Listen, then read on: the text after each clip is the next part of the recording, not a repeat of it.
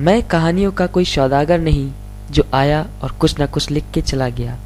मैं तो बस आपके दिल की वो बात पढ़ता हूँ जो कभी कभी आप किसी से कहते नहीं हैं, मगर हमेशा से उसी बात को लेकर सोचते रहते हैं। मेरी आज की कहानी उसी एक लड़की पर है जो हमेशा अपने दिल की बातें किसी को बताया नहीं करती थी, और जिसकी वजह से उसे क्या क्या खोना पड़ा, शायद ये उसको तब एहसास हुआ जब उसके पास वो नहीं था।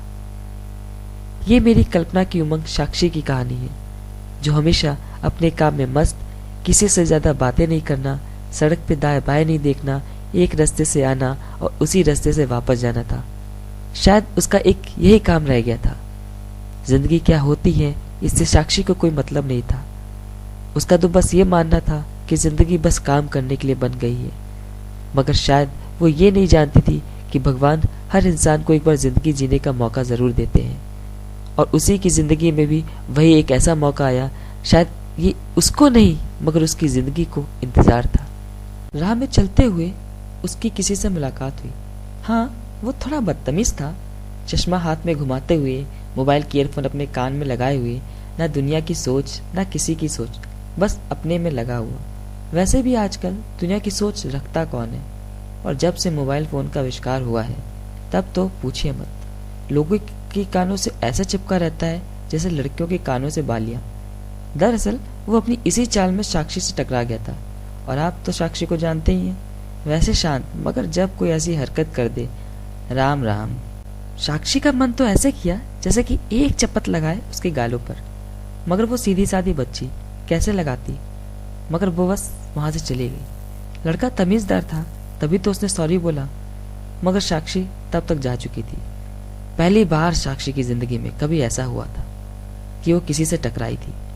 रात भर उस लड़के को गाली देती रही, कहती रही कि आजकल के लड़के को तमीज ही नहीं है, ना चलने का तरीका पता है ना बात करने का तरीका, आखिर बस ये पता है कि कान में ईयरफोन कैसे लगा जाते हैं, और बस रात भर सुनाती रही बेचारे लड़के को। फिर सुबह हुई, और साक्षी की ये सुबह हमेशा की तरह वाली सुबह नहीं थी। उसने सोच के रखा था कि अगर आज वो लड़का मिलता है तो वो आज उसे खूब खड़ी खड़ी सुनाएगी। ये तो मानना पड़ेगा कि उस लड़के की मुलाकात के बाद साक्षी के विचार बदल चुके थे। कहाँ की सीधी सादी बच्ची वो आज उस लड़के को सुनाने जा रही थी, और ऐसे लग रहा था कि सारे भगवान शंख बजा रहे हो कि अब बस युद्ध होने जा रहा है, देखने आ जाओ। साक्षी बिल्कुल तैयार, अपने शब्दों के बाण लेकर, और हुआ भी वही। वो लड़का अपनी ही चाल में आया, जैसे चल रहा हो जैसे मानो माइकल जैक्सन का बाप हो।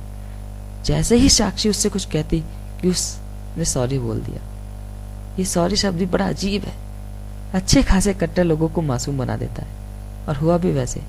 साक्षी ने उससे कुछ नहीं बोला, मानो उसके गुस्से का उबाल किसी ने ठंडे पानी से बुझा दिया हो, मगर साक्षी ने उससे कुछ नहीं बोला और हमेशा की तरह अपने रास्ते को चली गई। मगर ये बात लड़के को अच्छी नहीं लगी। वो रोज आने लगा और साक्षी से सॉरी बोलने लगा, लेकिन साक्षी थी कि उससे कुछ कहती ही नहीं थी। ऐसा लगने लगा था कि साक्षी को भी उसकी आदत पड़ गई है। अब वो भी उस लड़की को खोजने लगी थी, और जब तक वो उससे सॉरी ना बोल दे उसकी सुबह शुरू नहीं होती थी। एक बार साक्षी ने तो उससे गुस्से में ये भी तक कह दिया, मैं तुम जैसे लड़कों को बहुत अच्छे से जानती हूँ, पहले सॉरी, फिर थैंक यू, फिर आई लाइक यू, फिर आई लव यू, तुम लड़के ना। और बस शांत होकर चली गई थी। मगर लड़का तो बस चुप, पहले की तरह बस चुप। उसने साक्षी से कुछ नहीं बोला, मगर तब भी रोज उसे सॉरी कहता रहता था, और साक्षी कुछ नहीं बोलती थी। ऐसे ही दिन गुजरते गए, और ये तो रोज के हालात बन गए थे, लड़के का सॉरी बोलना और साक्षी का चुप रहना। मगर मन ही मन साक्षी को ये सब अच्छा लगने लगा था। मगर एक दिन साक्षी को वो रास्ते में नहीं मिला। वो बड़ा अजीब लगा कि वो लड़का आज क्यों नहीं आया है मेरे रास्ते में, आज उसने सॉरी क्यों नहीं बोला, कहीं उसको कुछ हुआ तो नहीं।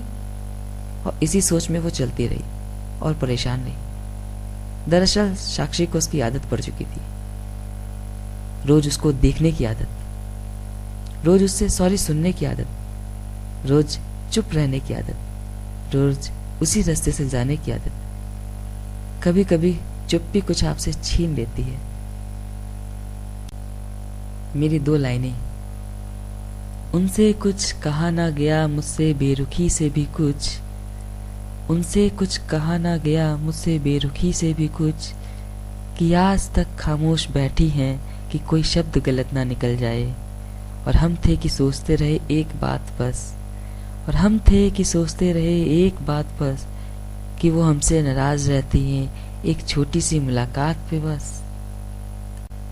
1 महीना हो गया कि एकदम से साक्षी के दरवाजे पे खटखट हुई। साक्षी ने दरवाजा खोला तो पोस्टमैन खड़ा था। पोस्टमैन से पूछा कि क्यों आए हो, तो उसने एक लेटर दिया। साक्षी ने जब देखा तो किसी रमेश नाम का था। वो किसी रमेश को नहीं जानती थी, शायद उसको कुछ समझ में नहीं आया तो उसने पढ़ना शुरू किया। उसमें लिखा था, मैं रमेश, शायद आप मुझे नहीं जानती हैं, मगर मैं वही हूँ जो आपसे गलती से टकरा गया था और रोज माफी मांगने आता था। कि मैं बस ये चाहता था कि कोई मुझसे नाराज ना हो, कोई भी मेरी वजह से दुखी ना हो। मैंने अपनी जिंदगी में बहुत से गम देखे और मैं किसी से भी गलती से भी ऐसा कोई काम नहीं करना चाहता कि जिससे कि वो किसी और को तकलीफ दे जाए। मैं बचपन से अनाथ था। लोगों ने मुझे ऐसी ऐसी गालियां सुनाई हैं कि ये बस मैं ही जानता हूँ। कोई अनाथ कहता था, कोई मजाक में ये पूछता था, ओए तेरा बाप का नाम क्या है। मैं इन तानों से नफरत करता था मगर कभी कुछ कहता नहीं था, उनकी बातों को अनसुना कर देता था। इसीलिए मैंने पढ़ाई लिखाई की। लोग कहते हैं पढ़ाई लिखाई से सब कुछ भूल जाता है ना।